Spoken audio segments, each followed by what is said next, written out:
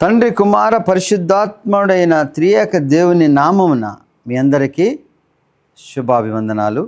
ఈరోజు వాక్య ధ్యానాంశముగా అపోస్తులుడైన పౌలు కొరింథీయులకు రాసిన మొదటి పత్రిక 1వ అధ్యాయంలో 17వ వచనం నుంచి కొన్ని వచనాలు మనం ధ్యానించుకుందాం. బాప్తిస్మము ఇచ్చుటకు క్రీస్తు నన్ను పంపలేదు, కానీ క్రీస్తు యొక్క శిలువ వ్యర్థము కాకుండానట్లు వాక్చాతుర్యము లేకుండా సువార్త ప్రకటించుటకే ఆయన నన్ను పంపెను. శిలువను గూర్చిన వార్త నశించుచున్న వారికి వెర్రితనము గాని, రక్షింపబడుచున్న మనకు దేవుని శక్తి. పౌలు గారు ఆయన విషయం చెప్తున్నాడు. ఆ కొరింథీ సంఘానికి రాసినప్పుడు బాప్తిస్మము ఇచ్చుటకు క్రీస్తు నన్ను పంపలేదు అంటే, బాప్తిస్మం ఇచ్చి మార్పు చేయటం అనే ఒక క్రియలో అంటే కొంతమందికి మాత్రమే బాప్తిస్మం ఇచ్చానని చెప్పాడు. ఎందుకని? క్రీస్తు యొక్క శిలువ వ్యర్థము కాకుండానట్లు వాక్చాతుర్యం లేకుండానే సువార్తను ప్రకటించుటకు ప్రకటిస్తున్నాను. అంటే ఆయన చేస్తున్న పరిచర్య కానీ శిలువ వ్యర్థము కాకుండానట్లు నేను మరి వాక్యాన్ని పరిచర్య చేస్తానని చెప్తున్నాడు. శిలువ వ్యర్థము కాకుండానట్లు పరిచయం ఏంటి? ఇప్పుడు అందరికీ మరి దేవుడు మిమ్మల్ని రక్షించడానికి వచ్చాడు, మారు మనసు పొందమని. మారు మనసు పొందిన బాప్తిస్మం ఇచ్చి క్రమములో అనేక మందిని మార్చుతూ దేవుని యందు నడిపిస్తున్న వారుగా కనబడాలని నేనేం ప్రయత్నం చేయట్లేదు అంటున్నాడు. అంటే అట్లా కనబడే వాళ్ళందరూ మరి ఏదో ఆ దేవుని యందు నిలిచిన వాళ్ళని కాదు. నా యొక్క ప్రయత్నము, నా యొక్క ప్రయాస, లేకపోతే నేను చేసే పరిచర్య ఏంటి అంటే శిలువ వ్యర్థము కాకుండానట్లు. శిలువ వ్యర్థం ఎందుకు అవుతుంది? ఆయన మనల్ని రక్షించడానికి ఈ లోకంలోకి వచ్చాడు. మరి ఆ లోకంలోకి వచ్చి మన పాపాల నిమిత్తం ఆయన శిలువలో మరణించాడు. ప్రాయశ్చిత్తం చేయాల్సిన విషయాల గురించి శిలువలో మరణించాడు. ఇది దేవుని యొక్క రాక సంకల్పము. మరి ఆయన రక్షించడానికి వచ్చాడు. ఈ విషయాన్ని ఆయన ప్రకటిస్తున్నప్పుడు అనేక మంది అనేక రీతిలుగా శోధించిన క్రమంలో ఇక్కడ చెప్పబడుతుందన్నమాట. ఆయన చేసిన శిలువ కార్యము వ్యర్థము కాకుండానట్లు. అంటే ఈ లోకంలో నిన్ను రక్షించాను లేకపోతే ఇంకో రకాలు కాదు, నీకు రక్షణకై శిలువ యాగాన్ని చేశాడంటే ఆ యొక్క కార్యము వ్యర్థం కాకుండా ఎందు నిమిత్తము? మన పాపం ప్రాయచిత్తం. అరే ఇక్కడ ఎవరు చెప్తున్న? యూదులు కానీ హెలెనీయులు అంటే గ్రీకులు. అప్పుడు సమాజంలో గొప్పవారుగా ఉన్నవాళ్ళు యూదులు, హెలెనీయులు. వారి మధ్య పరిచయం జరుగుతుంది. అంటే యూదులు చాలామంది అనేక దేశాలకు వెళ్ళిపోయారు. ఎప్పుడు? మరి అష్షూరీయులు, బబులోనీయులు మరి చేత పట్టబడిన ఇశ్రాయేల్ సామ్రాజ్యం తర్వాత వారిపైన అనేక మంది దాడులు జరుగుతున్నప్పుడు చెదిరిపోయి అనేక ప్రాంతాలకు వెళ్ళిపోయారు. అనేక ప్రాంతాలకు వెళ్ళిపోయినప్పుడు అక్కడికి వెళ్ళి వారు దేవుని యొక్క సువార్తను ప్రకటించేవారుగా లోకాన్ని అంతటికీ మాదిరికరమైన జనాంగముగా తయారు చేస్తానని దేవుని ఇచ్చిన వాగ్దానం. అంటే ఇశ్రాయేల్ జనాంగాన్ని అనేక మందికి నేను ఎందు నిమిత్తము చూపించాలని దేవుని సంకల్పము. కాబట్టి దేవుడు ఎన్నుకున్న జనాంగము ద్వారా దేవుడు చూపించాలనుకున్న కార్యం ఇప్పుడు ఏం చేస్తున్నారు? అన్య దేవతలను ఆరాధిస్తూ దేవుని విశ్వసించినప్పుడు వారిపైన అష్షూరీయులు దండయాత్ర చేసి 5వ శతాబ్దంలో వారిని అందరినీ పట్టబడి కొంతమంది చెల్లాచెదరు వెళ్ళిపోయారు. తర్వాత 7వ శతాబ్దంలో బబులోనీయులు మరి పట్టబడిన యూదా సామ్రాజ్యం, 2 రాజ్యాలు కూడా పట్టబడి ఆ యెరూషలేం పట్టణం కూడా ధ్వంసం చేయబడి అక్కడ యూదులందరూ ప్రపంచంలో అనేక ప్రదేశాలకు వెళ్ళిపోయిన సమయంలో మరి ఆయా ప్రదేశాల్లో ఉన్న వాళ్ళు దేవుని యొక్క సువార్తను ప్రకటించే విధముగా దేవుని ప్రణాళిక నడుస్తూ ఉంది. మరి అటువంటి కార్యంలో ఆ యొక్క గ్రీకుల యొక్క జ్ఞానము, ఆ తత్వశాస్త్రం అనేక దేశాల్లో అనుసంధానం చేయబడి దాని ద్వారా గ్రీకులు భాషలో మరి తరబిదు చేయబడి గ్రీకుల ద్వారా అనేక మంది సువార్త ప్రకటించబడింది. అయితే గ్రీకుల యొక్క మరి గొప్పతనం ఏంటి? తత్వశాస్త్రము, జ్ఞానం. గ్రీకులు చెప్పే తత్వశాస్త్రము, జ్ఞానం ఏంటి? దేవుడు అనేవాడు ఏ రీతిగా ఉంటాడు? వారి యొక్క జ్ఞానములు, ఆలోచనలు అంటే దేవుడు అనేవాడు ఈ లోకంలో పుట్టి ఈ లోకంలో మనుషుల్లాగా జీవించి శ్రమ ఇవన్నీ అనుభవించేవాడు దేవుడు కాదు. దేవుడు అంటే లోకానికి అతీతుడు, ఆయన సృజించిన వాడు. కాబట్టి లోకంలో ఉన్న మనుషులకు ఉండే అనేకమైన రాగద్వేషాలన్నీ దేవునికి ఉండవు. అంటే మనిషిలాగా పుట్టడు, తర్వాత శ్రమను అనుభవించడు. ఇవన్నీ దేవునికి సంబంధించినది, మనుషులు అనుభవించవలసిన క్రియలు. కాబట్టి వారి దృష్టిలో శిలువ గురించి మరి ఏదైనా దాని గురించి చెప్తే వారి జ్ఞానానికి ఇది అందినది కాదు. ఆ రీతిగా యూదుల సంగతి చూస్తే యూదులు కూడా ఏమని యోచిస్తున్నారు? వారికి ఒక మెస్సయ్య వస్తాడు తిరిగి. ఆ మెస్సయ్య వచ్చినప్పుడు రాజ్య పరిపాలన చేస్తాడు. వారి రక్షణకై వాళ్ళందరినీ అనేక మందిని మరి రాజ్యాన్ని ఏర్పాటు చేయడంలో అనేక మందిని చంపటం కానీ యుద్ధం చేయటం కానీ ఆ రీతిగా హింసతో కూడి పరాక్రమంతో రాజ్యాన్ని గెలిచి పరిపాలన చేసే రాజు కావాలి. కానీ ఈయనేంటి మనిషిలాగా పుట్టి అతి దీన స్థితిలో ఉండి శిలువ పైన మరణించిన ఆయన, మరి ఈయన మెస్సయ్య కాదు. ఎందుకని? వారి దృష్టిలో మెస్సయ్య అంటే ఎట్లా ఉంటాడు? ద్వితీయోపదేశ కాండము 21వ అధ్యాయము 22-23 వచనాల్లో మనం చూస్తే, మరణశిక్షకు తగిన పాపం ఒకడు చేయగా అతని చంపి మ్రాని మీద వేలాడ తీసిన ఎడల అతని శవం రాత్రివేళ మ్రాని మీద నిలవకూడదు. వేలాడదీయబడిన వాడు దేవునికి శాపగ్రస్తుడు కనుక నీ దేవుడైన యెహోవా స్వాస్థ్యముగా నీకిచ్చిన దేశములో నీవు అపవిత్రపరచుకున్నట్టు అగత్యముగా ఆ దినమున వారిని పాతిపెట్టవలను. ఇట్లా మ్రాను పైన ఒకని చంపే క్రమము ద్వితీయోపదేశ కాండంలో మనకు చాలా స్పష్టంగా లిఖించబడింది. ఏంటి? మ్రాను మీద ఎవరిని చంపబడతారు? ఎవడైనా సరే మరణశిక్షకు తగిన పాపము చేసినట్లు, అంటే పాపం చేసినప్పుడు మరణశిక్ష విధించాల్సి వచ్చినప్పుడు ఆ మరణశిక్షలో అతి ఘోరమైన మరణశిక్ష కార్యం ఏంటంటే ఈ యొక్క శిలువ పైన మ్రాను పైన వేలాడదీసి చంపటం. అంటే అనేక రీతిలుగా చంపొచ్చు, కానీ ఒక మనిషిని ఆ యొక్క మ్రాను పైన వేలాడదీయటం, ఎవరిని? మరణశిక్షకు పాత్రుడయ్యేవాడిని. మరణశిక్షకు పాత్రుడైన అనేక రీతిలో చంపొచ్చు, కానీ ఈ మ్రాను పైన ఎందుకు వేలాడి తీయాలి? మ్రాను పైన వేలాడి తీసేటప్పుడు ఆ దానిపైన కట్టి కొట్టిన మనిషి ఆ రీతిగా ఎండలో నించోబెడితే మరి ఆ మనిషిలో ఉన్న మరి నీరు కానీ అన్నీ కానీ రక్తం కానీ ఆ ఎండిపోవటం కానీ ఆ రీతిగా ఉన్న మనిషిని తర్వాత మరి రాబందులే వచ్చి పీక్కు తిని లేకపోతే చంపి ఆ రీతిగా బహు క్రూరత్వం కలిగిన మరణక్రియ. అంటే ఆ రీతిగా చంపబడటం అనేది ఎంతో దుష్టుడికి, ఎంతో పాపాత్ముడికి, దుర్మార్గుడైన వాడికి కఠినమైన మరణశిక్ష. అటువంటి అమలు జరిపే వాళ్ళకి కొంతమంది మాత్రమే ఊరి వెలుపల ఆ రీతిగా వేలాడదీసి చచ్చిపోయే దాని మీద ఉంచటం. మరి యేసుక్రీస్తుని ఆ రీతిగా మానుపైనే వేలాడదీశారు. మరి ఈయన చేసిన పాపం ఏంటి? ఈయన చేసిన దుర్మార్గం ఏంటి? వేలాడదీయబడిన వాడు శాపగ్రస్తుడు. మరి ఇటువంటి శాపగ్రస్తుని దేవుడని వీళ్ళందరూ ఎలా చెప్తున్నారు? మరి యూదులు చూస్తున్న మెస్సయ్య ఎవరు? వచ్చి ఈ లోకంలో మరి అందరిని రక్షించుకొని మరి రాజ్య పరిపాలన చేస్తాడని నమ్మకం, విశ్వాసం, ప్రవచనాలు చెప్తున్నాయి. రాజ్య పరిపాలన చేయడానికి అనేక మందిని చంపి రాజ్యాన్ని నెలకొల్పటమే ఆ రీతిగా చేయటం వారికి ఉన్న జ్ఞానం. కాబట్టి దేవుడు వచ్చినప్పుడు అనేక గొప్ప గొప్ప సూచనలు చేస్తాడు. యూదులు అడుగుతారు ఆయన వస్తున్నప్పుడు, మరి ఆయన రాక మన ఏమన్నా మన ఇంటిగా మన ఊరు కానీ ఎవరన్నా పెద్ద అధికారి వస్తున్నప్పుడు, పెద్ద ప్రముఖమైన వ్యక్తి వచ్చినప్పుడు చాలా ఏర్పాట్లు జరుగుతూ ఉంటాయి, సూచనలు అనమాట, ఎవరు వస్తున్నారనేది. ఆ రీతిగా ఎటువంటి ఏర్పాట్లు లేకుండా ఈయన లోకంలోకి వచ్చాడు. లోకంలోకి వచ్చినప్పుడు మరి రాజుగా వస్తున్నాడు, రాజప్రసాదంలో జన్మించలే. మరి రాజరికం కావలసిన యొక్క యుద్ధ నైపుణ్యాలు లేకపోతే అనేక మందిని సంహరించి నాయకుడిగా ఉండటం అనేది జరగలే. ఒక సామాన్యుడిగా జీవించాడు. మరి జీవించిన తర్వాత కూడా ఏం చెప్పాడు ఈయన?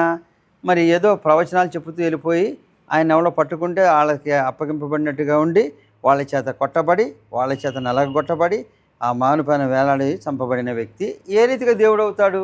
ఒక్క సూచన క్రియ చేయలే. అంటే వీరనుకున్న సూచన క్రియలు చేయలే. వీరనుకున్నట్టు వీళ్ళందరూ రక్షించేటట్టుగా యుద్ధాలు చేయలే, రాజ్యాన్ని స్థాపించలే. కాబట్టి ఈయన మెస్సయ్య కాదు. ఆ రీతిగా గ్రీకులు కూడా దేవుడు ఒక మానవుడిగా పుట్టడు, మానవులాగా కోపం లేకపోతే శ్రమ అనుభవించడం అనేది జరగదు, కాబట్టి ఈయన దేవుడు కాదు. అప్పుడులో ఉన్న జ్ఞానులు వీళ్ళే. వీళ్ళందరూ కూడా ఈ రీతిగా ఈయన దేవుడు కాదని చెప్తున్నప్పుడు పౌలు చెప్తున్నాడు, శిలువ పైన ఆయన మన వేలాడదీయబడిన ఆయన యొక్క శిలువ కార్యము వ్యర్థము కాకున్నట్లు నేను మరి వాక్చాతుర్యం లేని ప్రవచనాల ద్వారా చెప్తున్నాను. అంటే గొప్ప గొప్ప మాటలతో చెప్పట్లేదు. శిలువ కార్యం ఎందుకు జరిగింది? లోకంలోకి ఎందుకు వచ్చి చనిపోయాడు? లోకంలో మరి రాజుగా రావాల్సిన ఆయన ఒక సామాన్యుడు ఎందుకు వచ్చాడు అంటే, లోకంలోకి రక్షించడానికంటే పాపులను చంపేసి లేకపోతే కొంతమందిని చంపి కొంతమందికి రాజ్యాధికారం ఇచ్చి అధికారముతో మరి మెసలమని కాదు, అధికారముతో అందలముతో ఆర్భాటముతో జీవించమని కాదు. ఈ లోకంలో సమస్త మానవాళికి అనుభవించడానికి అన్నిటినీ సమకూర్చి సమస్తమును దయచేసిన దేవుడు మరి ఇతరులను హింసించి వంచి ఇతరులను ఆక్రమించి పదవులోను అధికారములోను ధనములోను అన్ని విషయాలకై అనేకమైన పాపాలు చేసి మరి ఇతరుల పైన ఆధిక్యము ప్రదర్శించుటకు అనేకమైన క్రూర కార్యాలు చేస్తున్న ఒక క్రమంలో అటువంటి చేసే ఆధిక్యత కాకుండా ఇతరుల్ని ఆదరించి ఇతరులను ప్రేమించి వారు కూడా జీవించగలిగిన అర్హత దేవుడిచ్చిన దాన్ని అనుభవించడానికి ఇచ్చి వారితో సమానముగా జీవించి సమాధానకరమైన జీవితం జీవించాలి. కానీ అత్యాశలకు పోయి లోకము కొంతకాలమే జీవించే మనుషులకు ఏది కూడా శాశ్వతం కాదని ఎరిగి కూడా మరి అనేకమైన దుర్మార్గపు క్రియల ద్వారా జీవించటం మంచిది కాదు. కాబట్టి దాని నుంచి మార్పు చెందే దిశగా ఉండాలంటే వారిలో ఏ రీతిగా మార్పు వస్తుంది? యుద్ధం చేస్తే వస్తుందా? చంపితే వస్తుందా? లేకపోతే ఇంకొక రకమైన క్రియ ద్వారాలను భయపెడితే వస్తుందా? భయపెట్టి చంపితే ఏమవుతుంది? అక్కడితో అక్కడ ఆగిపోతుంది, కానీ మార్పు రాదు. కానీ మరి యేసుక్రీస్తు ఈ లోకంలోకి మామూలు మానవుడు వచ్చి ఏం చెప్పాడు? నువ్వు నీ సహోదరుని ప్రేమించు, వారిని ఆదరించు, వారిని కనికరించు, వారితో కూడా నువ్వు సహజనం చేయి. పగ, అసూయ, ద్వేషం అనే యొక్క క్రమములను తీసివేసి వారిని ఎప్పుడైతే నువ్వు ప్రేమించావో లోకంలో దుర్మార్గపు పెచ్చరలేదనే యొక్క వాక్యాన్ని చెబుతూ అనేక మందిని ఆదరించటకు, ఎవరైతే నశించుతున్న వారికి మరి ఇది దేవుని యొక్క శక్తి అని దేవుని వాక్యం ఎందుకు చెప్పబడుతుందంటే, అనేక మంది నశించుతున్న వారికి ఆయన మరి దేవుని యొక్క కార్యం చూపించాడు. వారు ఎప్పుడైతే దేవుని విశ్వాసం ఉందో దేవుని రక్షణలోకి తీసుకుంటా అన్నాడు. వారు ఎంత పాపమై చేసిన వారు కూడా నశించే వారిగా కాకుండా వారి పాపాలను క్షమించే రీతిగా తనను కాపాడుతానని వాగ్దానం చేసి వచ్చిన దేవుడు, నశించిన వారి వెతికి రక్షించడానికి వచ్చిన దేవుడు, ఎన్నో రకాలమైన హీనస్థితిలో ఉన్న భేదలైనను పాపము చేసి మాకు ప్రాయశ్చిత్తం లేదనుకునే వారికి రక్షణ కల్పించే క్రమములో వారితో కూడా ఆయన సంచరిస్తూ వారితో కూడా ఉండి వారికి ఏం చెప్తున్నాడు? వారిని మార్పు దిశగా చెప్తున్నాడు. ఏది? ఈ లోకంలో అధికారంతోనూ ధనంతోనూ వ్యామోహంతోనూ మరి ఈర్ష్యాద్వేషాలతో జీవించడం కాదు. మరి ఈ లోకంలో జీవించినప్పుడు నువ్వు ఇతరులు కూడా జీవించగలిగిన అవకాశాన్ని ఇచ్చి వారిది అక్రమంగా వారిది జీవన విధానాన్ని నువ్వు మరి త్రుంచివేసేవాడివి కాకుండా దేవుడు ఇచ్చినది అందరూ కూడా అనుభవించడానికి నీ యొక్క వంతు ధ్వంసం లేకుండా లేకపోతే దుర్మార్గం లేకుండా జీవించే క్రమములో దేవుని యొక్క మరి నడిపింపుకైనా సామాన్య మానవుడిగా లోకంలోకి వచ్చాడు. రాజులాగా వచ్చి యుద్ధాలు చేసి కొంతమందిని చంపి కొంతమందికి ఆధిక్యత ఇవ్వటానికి ఆయన రాలేదు. ఎందుకని? సమస్త లోకాన్ని సృష్టించిన వాడు, సమస్తమైన జీవులపైన ఆధిపత్యం ఉన్నవాడు, సమస్త మానవాళికి కూడా రక్షకుడు ఆయన. మరి ఈ మానవాళిలో అధికులు, ధనవంతులు, జ్ఞానులు, జ్ఞానం లేని వాళ్ళు కూడా చాలామంది ఉన్నారు. మరి ఇటువంటి జ్ఞానం లేని వారికి వారిని తీసివేయకుండా వారిని ఆదరించడానికి, పాపులను రక్షించడానికి వచ్చినప్పుడు ఆయన యొక్క పరిచర్య, వారి స్వస్థత కార్యములు సామాన్య మానవులకు అందినప్పుడు అనేక మంది మార్పు చెందుతూ ఉంటే మరి యూదులు కానీ జ్ఞానులైన ఈ యొక్క గ్రీకులు మరి వీళ్ళందరూ కూడా ఏమంటున్నారు? ఇది చాలా వెర్రితనంగా కనబడుతుందని చెప్తున్నారు. అంటే వారికి వెర్రితనంగా కనబడుతుంది. కానీ కొరింథీయులకు రాసిన మొదటి పత్రిక 1వ అధ్యాయము 22వ వచనం మనం చూస్తే, యూదులు సూచక క్రియలు చేయమని అడుగుతున్నారు, హెల్లేనీయులు జ్ఞానం ఎదుగుతున్నారు. అయితే మేము సిలువ వేయబడిన క్రీస్తును ప్రకటించుతున్నాము. ఆయన యూదులకు ఆటంకముగాను అన్ని జనులకు వెర్రితనముగాను ఉన్నాడు. కానీ యూదులకేమి హెల్లేనీయులకేమి పిలువబడిన వారికే క్రీస్తు దేవుని శక్తియును దేవుని జ్ఞానమునై ఉన్నాడు. దేవుని వెరితనము మనుష్య జ్ఞానము కంటే జ్ఞానం కలది, దేవుని బలహీనత మనుషుల బలము కంటే బలమైనది. హెల్లేనీయులు అంటే గ్రీకులు. వీళ్ళు ఏం చేస్తారు? సూచక్రియలు అడుగుతున్నారు. మనం చూసుకున్నాం. సూచక్రియలు చూపించట్లేమి గొప్పవాడుగా, రాజుగా మరి ఆయన వచ్చినప్పుడు లోకాన్ని అన్నింటినీ మరి వీరి యొక్క రాజ్యాన్ని స్థాపిస్తానన్నాడు. రాజ్యాన్ని స్థాపించంటే రాజుగా అధికారిగా ఉండి చేయాలి.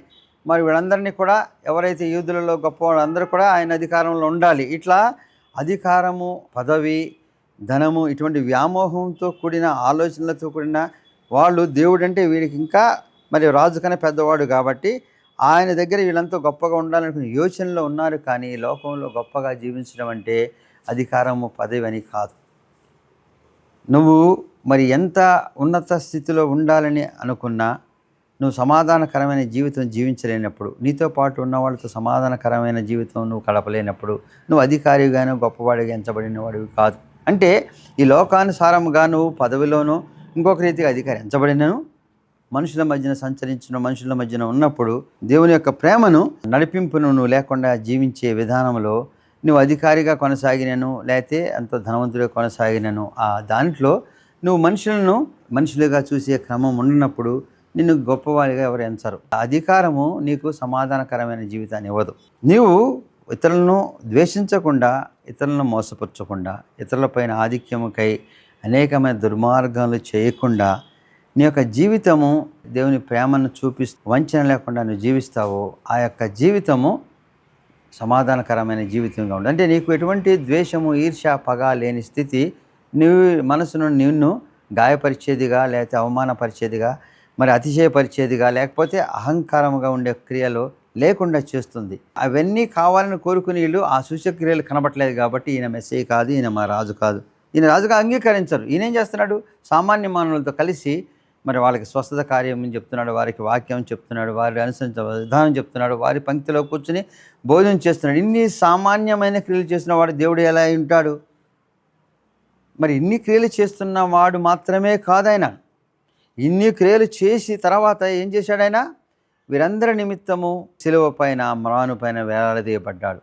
మరి వీడి దృష్టిలో మాను పైన వేలాడదీయబడిన వాడు పాపం చేసినవాడు. కానీ అనేక మంది పాపముల నిమిత్తము ప్రాయచిత్తముగా మరి శిలువ పైన కూడా మరణానికి సిద్ధమైన యేసుక్రీస్తు మరి వీరందరికీ రక్షకుడిగా కనబట్టలే. దేవుడిని ఆశించే రక్షణ పాపములో పడి దుర్మార్గంలో కొట్టుకుపోయి మన యొక్క జీవితాన్ని ఎప్పటికప్పుడు ఎంతో చీకటమైన జీవితంతో అంధకారంతో లోకంలో జీవిస్తున్నారు. కానీ అనేక మంది హింసింపబడుతూ అనేక మంది మరి ఆ యొక్క శోధనలో పడిపోయినప్పుడు వారందరికీ కూడా మరి రక్షించే రీతిగా, వారందరినీ కూడా ఆదరణ కలిగించే రీతిగా ఉండాలని కోరుకుని యేసుక్రీస్తు లోకంలో సామాన్య మానవుడిగా వారితో పాటు జీవిస్తూ వారి యొక్క జీవన విధానాన్ని మార్చుకున్నప్పుడు సమాధానకరమైన జీవితం ఉంటుందని, మరి ద్వేషము, పగ, మరి ఇవే మనిషికి ఈ లోకంలో అతిశయం, అహంకారం, ఇవన్నీ క్రియల వలన మరి మనిషి దూరపరిచినప్పుడు మరి దేవుని యొక్క సంకల్పము నెరవేర్చకుండా, అంటే ఈ లోకంలో అందరూ జీవించగలిగిన అవకాశం లేకుండా,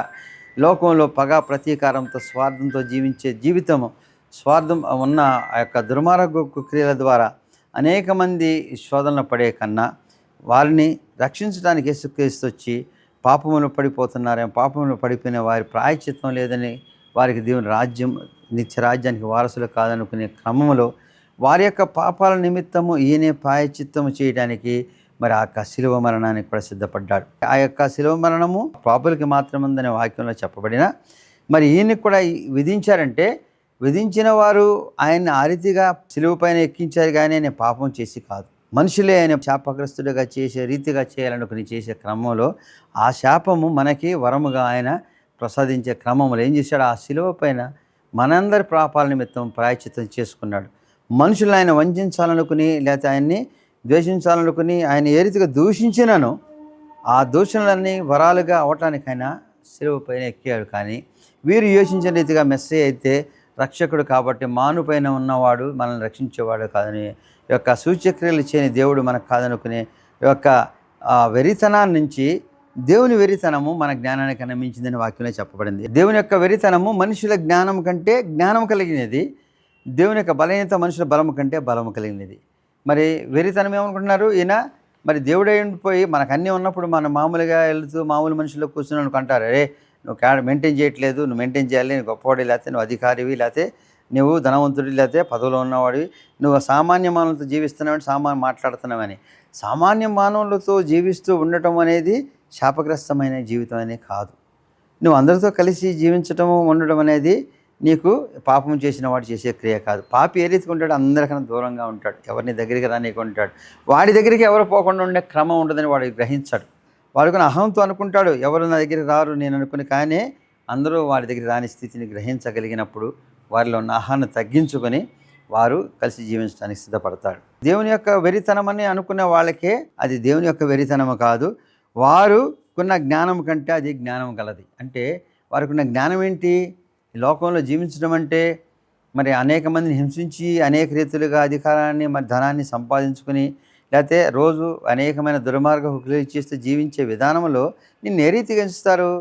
పాపం అంటే ఏంటి, దుర్మార్గం అంటే ఏంటి అని సరిగ్గా మరి అర్థం చేసుకుంటే నువ్వన్నీ ఆ క్రియలు చేస్తున్నప్పుడు నువ్వు మరి గొప్పవాడిగా నువ్వు ఎంచుకుని నువ్వు అనుకుంటే కాదు. మరి ఆ జ్ఞానము దేవుని జ్ఞానం కన్నా మించింది కాదు. మరి ఆ జ్ఞానము వెరితనమైన జ్ఞానమే, కానీ దేవుని జ్ఞానం వెరితనం కాదు. దేవుని జ్ఞానం ఏంటి? నిన్ను వలే నీవు పొరుగు అని ప్రేమించమన్నాడు. నువ్వు ఏ రీతిగా జీవిస్తావో ఇతరులు కూడా జీవించడానికి అవకాశం ఇమ్మన్నాడు.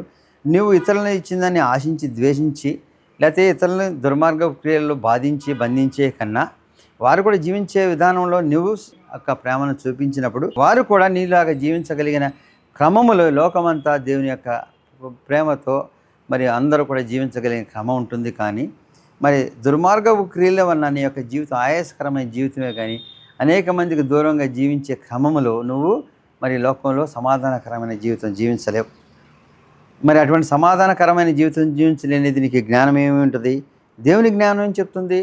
నువ్వెంతో సమాధానకరమైన సంతోషంగా లేకపోతే ఈ లోకంలో జీవించినప్పుడు ఎవరిపైన అధికారివి కాదు. నువ్వు నీ సమస్తము సృష్టించిన దేవుడే నేను రక్షించడానికి సామాన్య మానవుడికి వస్తే ఆయనది వెరితనం అనుకుంటున్నావు. కానీ నువ్వు ఆ రీతిగా అహంకారంతో అతిశయంతో ఆలోచించేది ఇదే వెరితనం.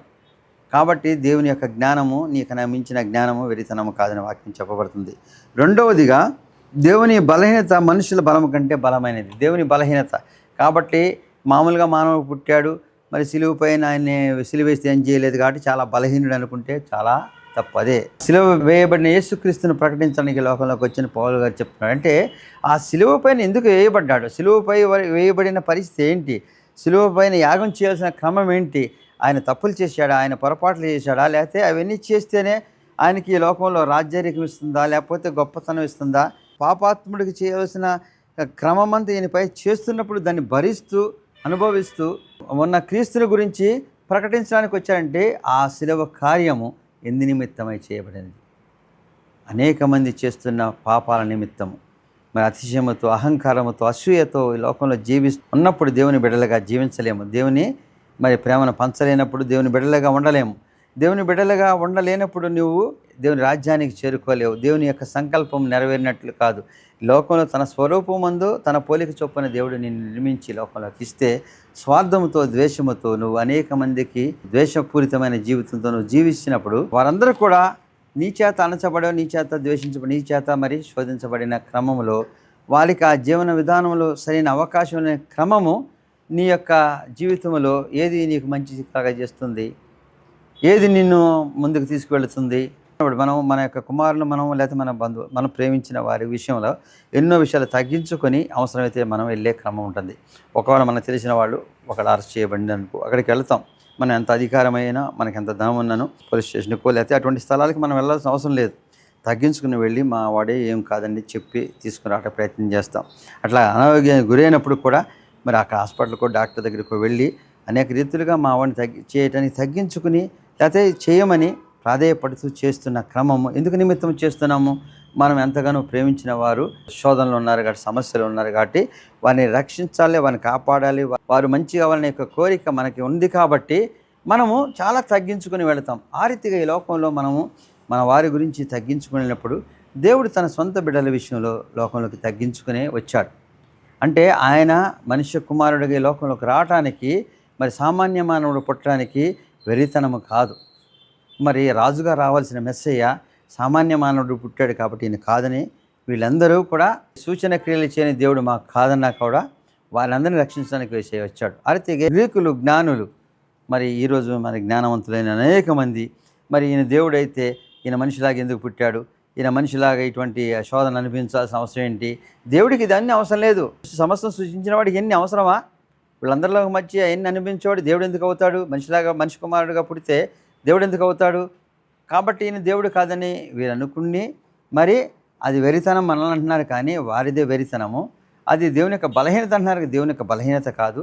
వారికున్న జ్ఞానాన్ని యోచించే దేవుని జ్ఞానం దానికన్నా మించినది. ఎందుకంటే మరి ఈ లోకంలోకి తను ప్రేమించి ఉన్న మనుషుల గురించి వారు మార్పు చెందే దిశగా దేవుడు ఎదురు చూస్తున్నాడు. కానీ ఒకరినొకరు హింసించుకొని, ఒకరిని చంపుకొని, ఒకరిపైన ఒకరు ఆధిపత్యాన్ని పొంది జీవించడం అంటే కొంతమందికి మాత్రమే రక్షణ, కొంతమందికి మాత్రమే లోక ఆధిపత్యం అని దేవుడు కాదు. మరి ఈ దుర్మార్గంలో పడి దేవుని రాజ్యానికి వారసులుగా దేవుని నిలిచేవాళ్ళుగా లేని వారి గురించి ఎంతో మరి తాపత్రయపడుతూ లోకానికి వచ్చాడు. మరి అది వెరితనముగా మనుషులు ఆలోచిస్తున్నారు, కానీ ఇక్కడ పౌలు ఏం చెప్తున్నాడు?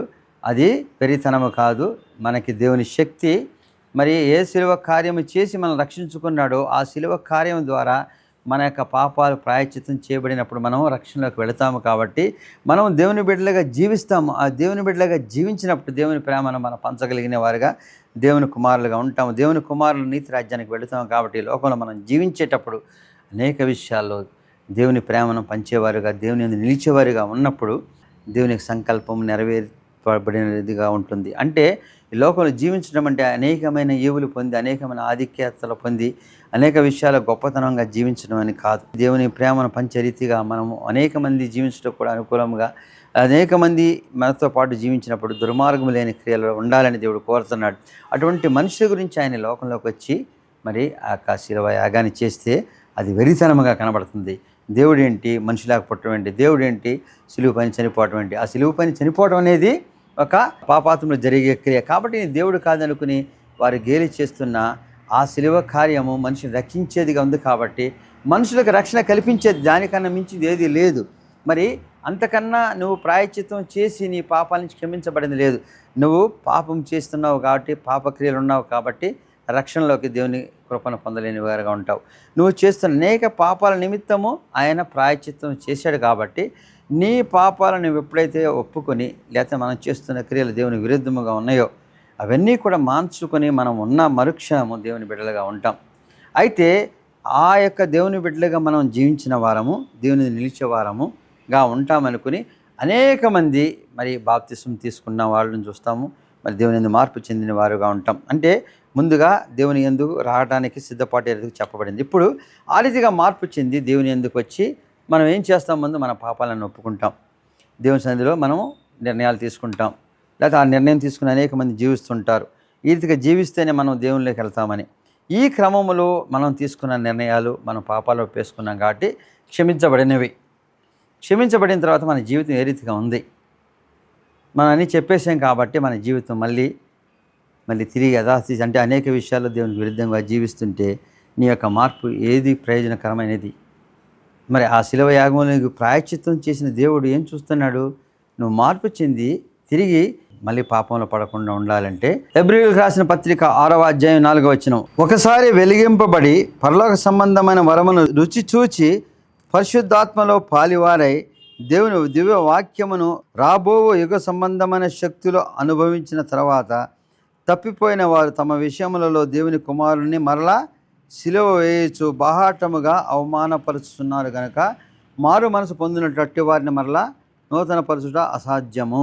మళ్ళీ తప్పిపోయి తిరిగి కానీ పాపం చేస్తే దేవుని మరలా సిలువ వేసేవారుగా ఉంటామని వాక్యం చెప్పబడుతుంది. అంటే ఇప్పుడు నువ్వు తిరిగి పాపం చేస్తే మళ్ళీ సిలువ నువ్వు వేసేవాడిగా ఉంటావు. అంటే ఆ పాపాలు క్షమించబడేవి కాదు ఒకసారి మారు మనసు పొందినప్పుడు. కాబట్టి మన యొక్క మార్పు మరి మన యొక్క జీవన విధానం కదిలించేదిగా ఉండాలి. అంటే మార్పు మన హృదయంలో ఉండాలి, కానీ మన యొక్క మాటలోనూ మనం దేవుని ఒప్పుకున్నప్పుడు కాదు. ఆ రీతిగా ఉన్నప్పుడు దేవుని రాజ్యానికి వారసులుగా ఉంటాము.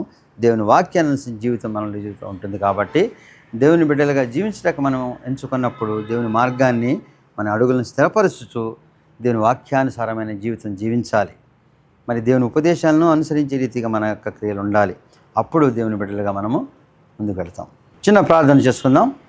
సర్వశక్తి మిక్కిలి కనకముల తండ్రి, మహోన్నతుడ యేసు రక్షక వందనాలు తండ్రి. నీ వాక్యము ద్వారా మా యొక్క బలహీనతలను మేము ఒకసారి సరి చేసుకొని నీ వాక్యం విని తండ్రి, అనేక మంది సూచన క్రియలు లేవు, అనేక మంది ఇది జ్ఞానం లేనిదని వెరితనముగా మరి యోచించినను సిలువను గూర్చిన స్వార్థ మాకు బలాన్ని శక్తినిస్తుందని, సిలువ వేసి యేసుక్రీస్తును ప్రకటించడానికి వచ్చిన మరి పౌలు విషయంలో తండ్రి నువ్వు ఏ రీతిగా నడిపించావో అని చూసినప్పుడు తండ్రి, మరి మేము తిరిగి పాపం చేసి నేను సిలువ వేసే వారముగా కాకుండా నీ యొక్క సిలువ కార్యము మా పట్ల నెరవేర్చేదిగా, నీ సిలువ కార్యము ద్వారా చేసిన ప్రాయశ్చిత్తము మా యొక్క పాపాలను క్షమించి మమ్మల్ని పరిశుద్ధులుగా చేసి నడిపించేదిగా ఉండేలా నడిపించమని క్రీస్తు వారి పేట వేడుకుంటున్నాం తండ్రి. ఆమెన్.